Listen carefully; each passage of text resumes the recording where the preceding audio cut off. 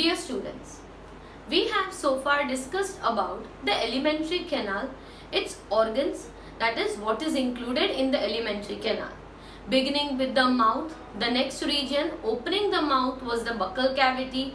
In buccal cavity there is presence of the teeth and the tongue as well as the palate, which was both hard palate and a soft palate.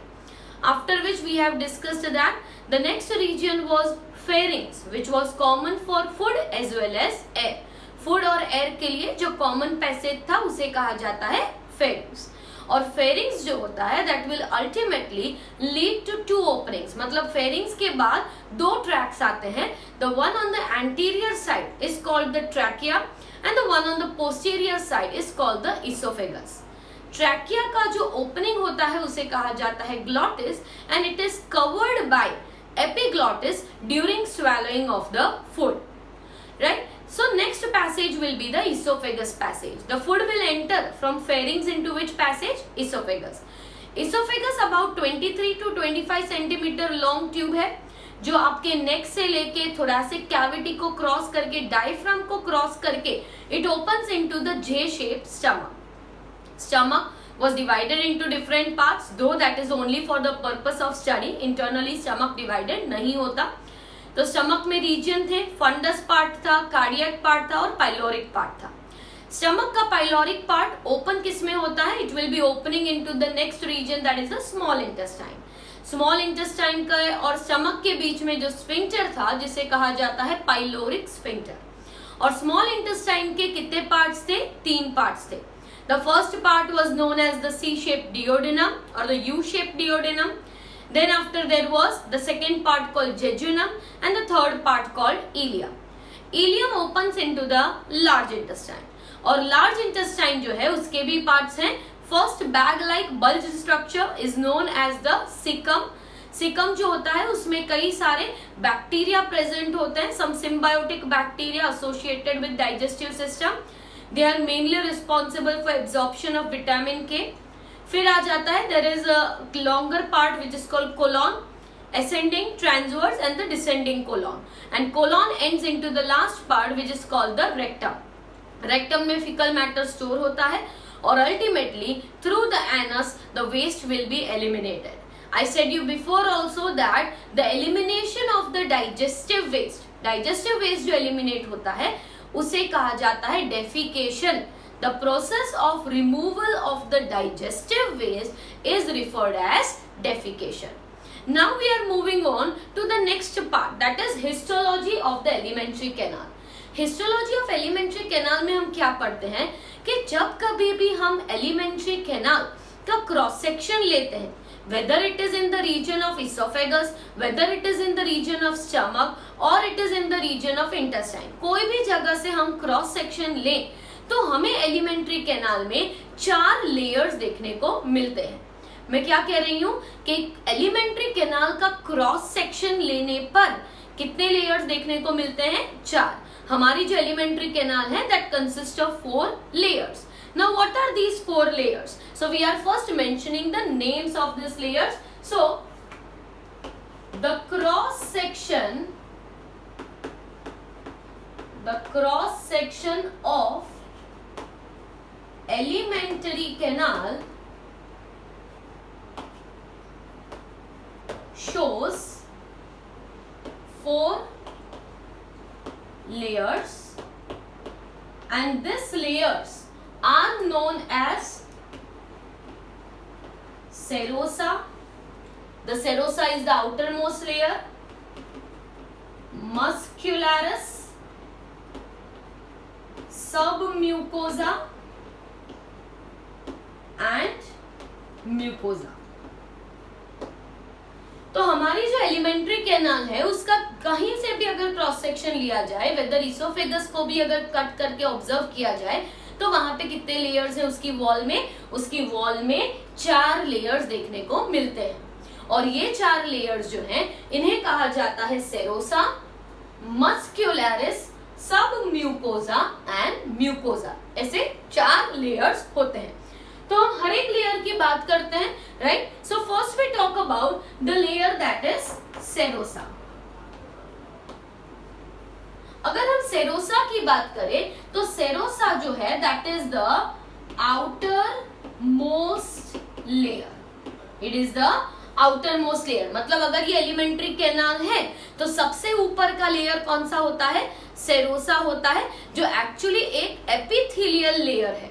Okay, so it is known as, it is a thin mesothelium. What is the word used for it? Mesothelium मतलब epithelium of visceral organs।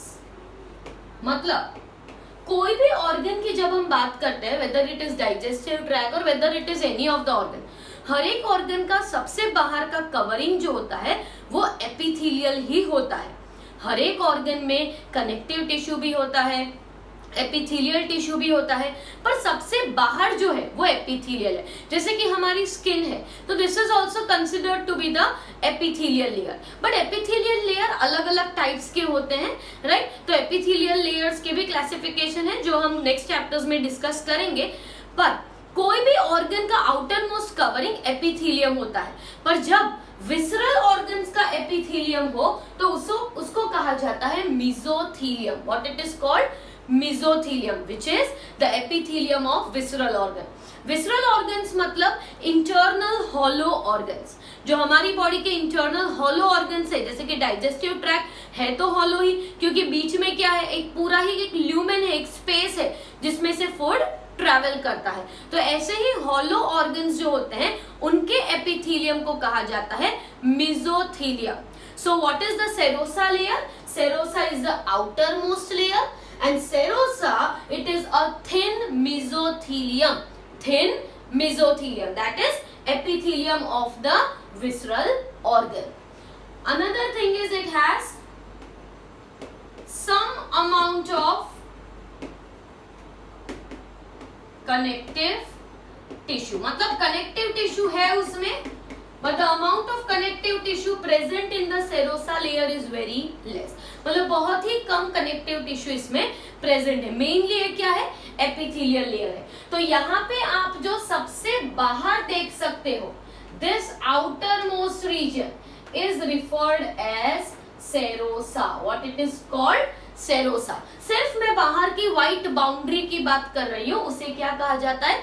Serosa, which is the outermost layer, thin mesothelium, that is epithelium of the visceral organ, and the amount of connective tissue present with it is very very less.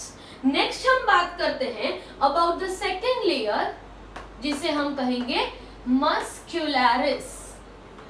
As the name indicates, muscularis, it is made up of smooth muscles, made up of smooth muscles। मतलब smooth muscles मतलब ये जो muscles होंगे वो function में कैसे होंगे? Involuntary. कैसे फंक्शन होगा? इनवॉलेंटरी। इनवॉलेंटरी मतलब इसकी एक्टिविटी को हम रेगुलेट नहीं करते, ये ऑटोनॉमिक रेगुलेशन होता है जो हमारी ऑटोनॉमिक नर्वस सिस्टम करती है। तो इनवॉलेंटरी स्मूथ मसल्स प्रेजेंट होते हैं।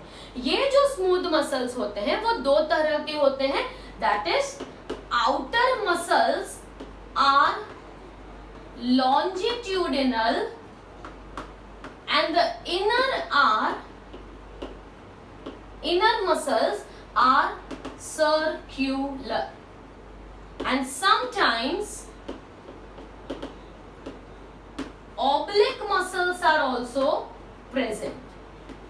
Oblique muscles are present मतलब ये जो एलिमेंट्री कैनाल है वो पूरा top to bottom exactly same histology नहीं है। 4 लेयर्स तो होते ही हैं, पर 4 लेयर्स एग्जैक्टली सेम हर जगह पे नहीं होते। वो हम आगे जैसे डिस्कस करेंगे आपको पता चलेगा, ठीक है? तो हम क्या कह रहे हैं कि मस्क्यूलरिस जो लेयर है that is made up of smooth muscles. Muscularis में आप यहाँ पे देख सकते हो कि ये जो बाहर का लेयर है दैट इज द आउटर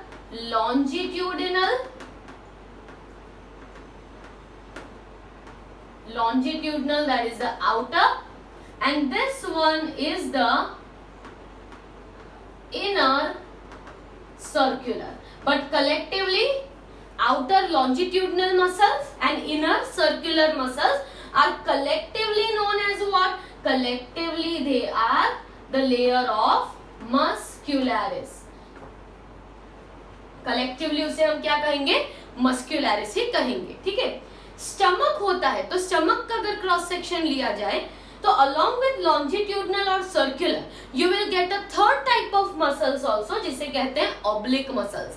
मतलब 3 तरह के muscles होते हैं, but that is present only in the case of what? stomach. बाकी के जगह पे सिर्फ 2 ही layers होते हैं, longitudinal layer of muscle and a circular layer of muscles. ये 2 जो लेयर्स होते हैं इनके बीच में network of nerve cells present होता है, जिसे कहा जाता है माइंट्रिक प्लेक्सिस. ये जो प्लेक्सिस होता है उसका मतलब क्या होता है कि इट हेल्प्स इन, या तो फिर मस्कुलरिस प्लेक्सिस जिसे कहा जाता है, यहाँ पे नेटवर्क ऑफ नर्व सेल्स होता है जो कॉन्ट्रैक्ट होते हैं, रिलैक्स होते हैं और फर्दर फूड को आगे पास करने में मदद करते हैं. तो यहाँ पे इनका बहुत ही इंपॉर्टेंट रोल होता है, that is the role of the smooth muscles of muscularis. ठीक है, next we talk about the third layer which is the submucosa. The third layer, submucosa, consists of all loose connective tissue. Loose connective tissue मतलब यहाँ पे क्या present होगा? There is presence of blood vessels and lymph vessels और very thin lymphatic vessels. मतलब ये एक ऐसा लेयर है जहां पे ब्लड वेसल्स, लिम्फ वेसल्स और नर्व्स भी प्रेजेंट होती है, मतलब नर्व सेल्स भी प्रेजेंट होते हैं in the layer of submucosa. तो सब म्यूकोजा जो लेयर है उसमें मतलब submucosa will be this layer,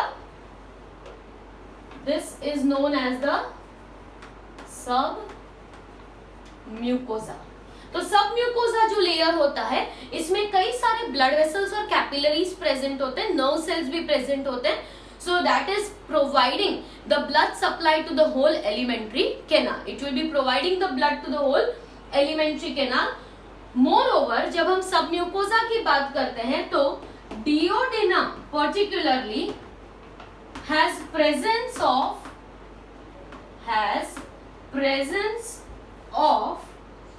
Brunner's gland in the layer of submucosa. वैसे तो सबम्यूकोजा लेयर में कोई भी ग्लैंड्स नहीं होते, सबम्यूकोजा लेयर में कोई भी ग्लैंड्स नहीं होते, बट पर्टिकुलरली ये जो डिओडेनम है, डिओडेनम जो किसका पार्ट है? स्मॉल इंटेस्टाइन का फर्स्ट पार्ट है. तो डिओडेनम एक ऐसी जगह है जहां पे ग्लैंड्स कहां तक एक्सटेंड हो जाते हैं? सब म्यूकोजा लेयर तक एक्सटेंड होते हैं और ये ग्लैंड्स का स्पेशल नेम है Brunner's gland. They are present in which layer? Submucosa. Otherwise all the glands, gastric glands है, इंटेस्टिनल ग्लैंड्स है, सब कौन से लेयर में प्रेजेंट होते हैं? इनरमोस्ट लेयर जिसे कहा जाता है mucosa. So next we talk about the fourth layer, that is mucosa. So mucosa is the innermost layer. mucosa जो है वो सबसे अंदर का लेयर है, that is innermost layer. अब ये जो mucosa होता है उसमें कई सारे modifications रहते हैं. मॉडिफिकेशंस मतलब क्या? जैसे कि म्यूकोजा लेयर अगर स्टमक में है तो स्टमक में mucosa layer will be forming gastric glands. Stomach में क्या फॉर्म करेगा? Gastric glands. इंटेस्टाइन है तो क्या फॉर्म करेगा? Intestinal glands. It will be forming intestinal gland. Mucosa layer also has specialised types of cells जैसे कि goblet cells which produce mucus.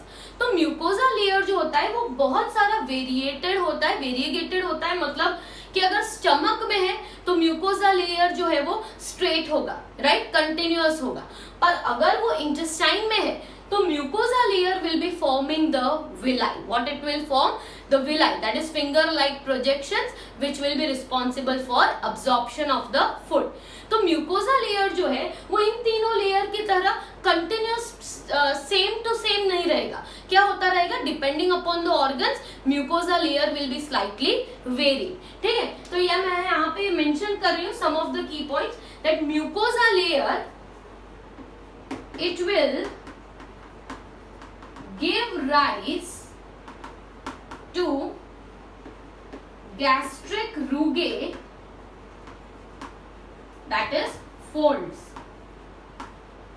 in stomach,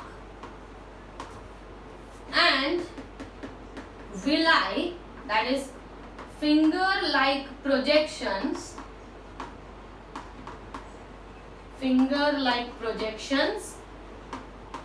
in intestine.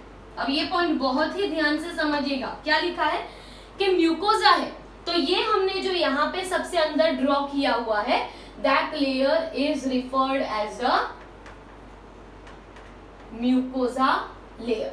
और ये जो म्यूकोजा लेयर है वो थोड़ा थोड़ा चेंज होता है डिपेंडिंग कि वो इसोफेगस में प्रेजेंट है अभी, के स्मॉल इंटेस्टाइन में है, कि फिर हम स्टमक का देख रहे हैं. मतलब जिसका क्रॉस सेक्शन देखेंगे उसमें म्यूकोजा थोड़ा अलग होगा.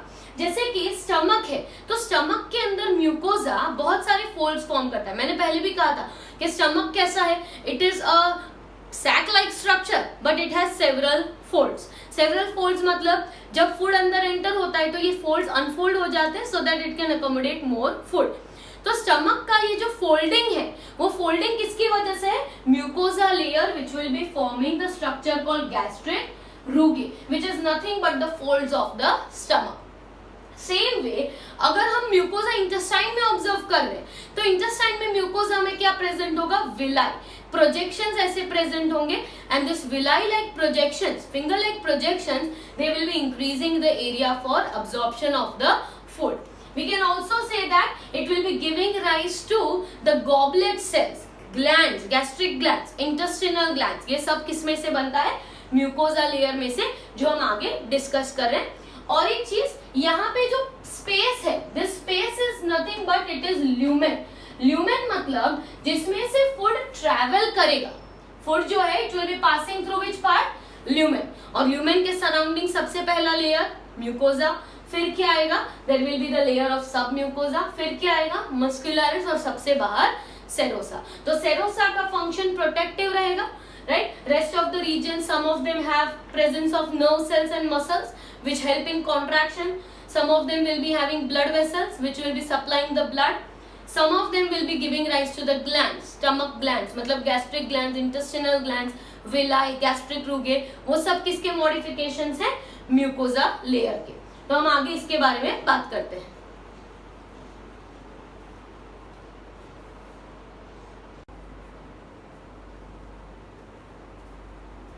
So as we said that there will be 4 major layers in the wall of the alimentary canal.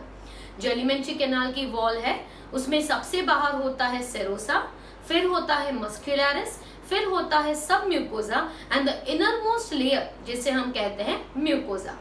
हमने ये बात की दैट म्यूकोजा जो है उसमें कई सारे वेरिएशंस होते हैं. मतलब म्यूकोजा जो है वो कंटिन्यूसली सिमिलर नहीं होता from top to bottom in the alimentary canal.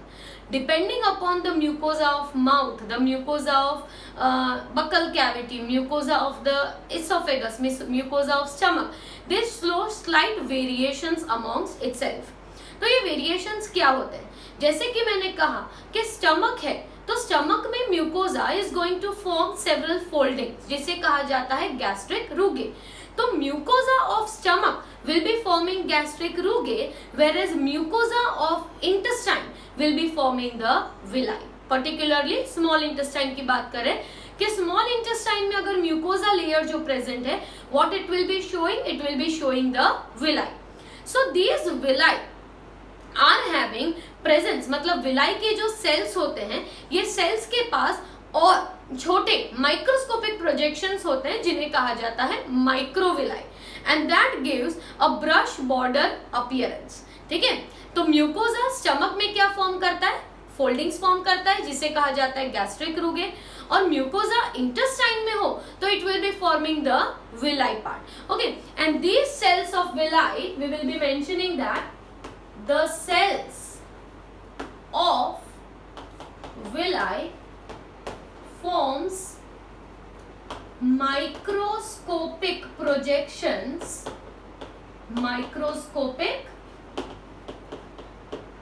projections known as microscopic projections will be known as microvilli, and this microvilli will give a brush border appearance.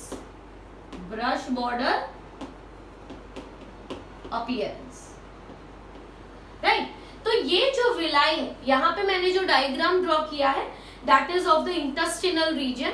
इसमें ये आप जो व्हाइट पार्ट देख सकते हो, ये जो ऐसे प्रोजेक्टेड पार्ट्स है, इन्हें क्या कहा जाता है? विलाई कहा जाता है. तो ईच ऑफ दिस, मतलब ये जो है, this will be one villi, this will be the another villi. तो ये जो विलाई है वो किसका मॉडिफिकेशन है? म्यूकोजा लेयर का मॉडिफिकेशन है. तो mucosa is forming villi in which part? Only in small intestine. तो ये जो विलाई के आप इंडिविजुअल सेल्स देख सकते हो, ये हर एक जो सेल है, this cell will be having still finer microscopic projections, और ये जो माइक्रोस्कोपिक प्रोजेक्शंस होंगे उन्हें कहा जाता है माइक्रोविलाई.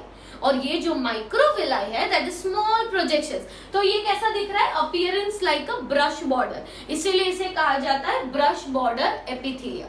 समझिए, ये जो स्ट्रक्चर है, ये जो व्हाइट कलर का है, ये पूरे विलाई है. ठीक है, there will be multiple villi like this. Villi क्या करता है? सरफेस एरिया को इंक्रीज करता है.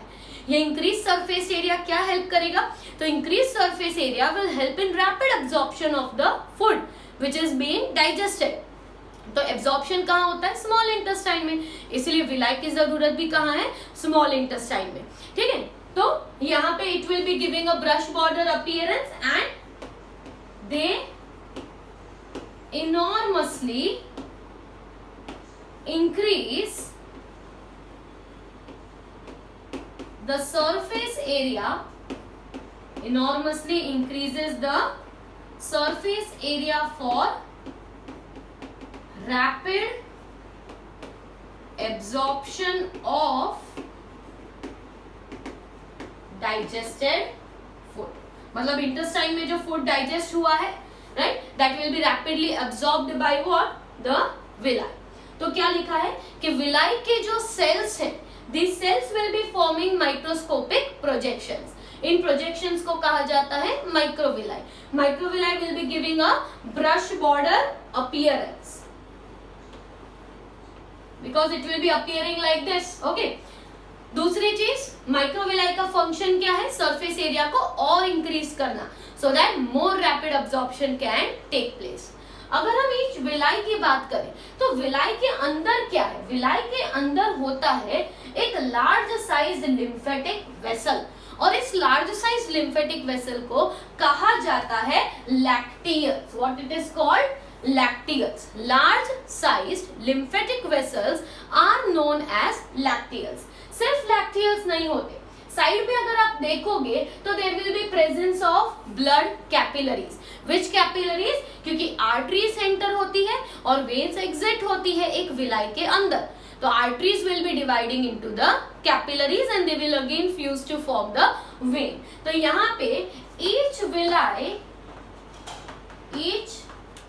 Villi consist of a large lymphatic vessel. Large lymphatic vessel, और लार्ज लिम्फेटिक वेसल को क्या कहा जाता है? Lacteals. Large size lymphatic vessel is called lacteal. तो अंदर आपको ये जो येलो कलर का मैंने ड्रॉ किया है वो है लैक्टियल्स. लिम्फेटिक वेसल्स होते हैं विलाई के अंदर. और दूसरा, विलाई के अंदर और एक चीज है, that is also there is presence of blood capillaries. क्योंकि इंटेस्टाइन में रन हो रहे होंगे सेवरल ब्लड वेसल्स, आर्टरीज और वेन्स दोनों. तो यहाँ पे ये जो येलो कलर के हैं वो है लैक्टियल्स, पर ये जो पिंक कलर के हैं they are the arteries and the one which are of blue colour are the veins. So arteries and veins will be entering into each villi. हर एक विलाई में आर्टरी और वेन एंटर होगा, पर villi के अंदर एंटर होने पर वो क्या हो जाता है, कैपिलरीज बन जाते हैं which are very very fine. अब यहाँ पे ब्लड कैपिलरी की जरूरत क्या है, तो whatever food is being absorbed by the cells of villi will immediately enter into the capillaries. जो भी फूड यहाँ पे अब्सॉर्ब होगा वो किस में एंटर होगा, ब्लड कैपिलरीज में और लैक्टियल्स में एंटर होगा. इसीलिए हम जो डाइजेस्ट करते हैं खाना वो जब एब्सॉर्ब होता है तो एब्सॉर्ब होके जाता कहाँ पे है, it goes into your blood capillaries and from blood capillaries into the large size blood vessels that is arteries and veins. So here there will be presence of blood capillaries also. Another thing is that the villi will be giving rise to, this mucosa gives rise to gastric glands in stomach, gastric glands that is in stomach, and crypts of Lieberkühn in intestine. मैंने पहले ही कहा कि mucosa के कई modifications हो सकते हैं. तो स्टमक में mucosa layer will be having what, gastric glands. Stomach के म्यूकोजा में क्या होता है, गैस्ट्रिक ग्लैंड्स होते हैं. और वैसे ही mucosa of intestine that is small intestine will be giving rise to crypts of Lieberkühn. ये जो आप देख सकते हो विलाई अंदर की तरफ प्रोजेक्ट हुआ है, इस अंदर की तरफ के प्रोजेक्शन को क्या कहा जाता है, क्रिप्ट्स. क्या कहा जाता है, क्रिप्ट्स ऑफ Lieberkühn. Lieberkühn तो रिसर्चर का नाम है, पर ये जो विलाई अंदर एक्सटेंड हुई है इसे क्रिप्ट्स कहा जाता है. और क्रिप्ट्स जो होते हैं वहां पे स्पेशलाइज इंटेस्टिनल सेल्स होते हैं इंटेस्टिनल ग्लैंड्स के, और ये सेल्स अलग अलग फंक्शंस करते हैं. कोई एंजाइम रिलीज करता है, कोई म्यूकस रिलीज करता है, right. They also there is presence of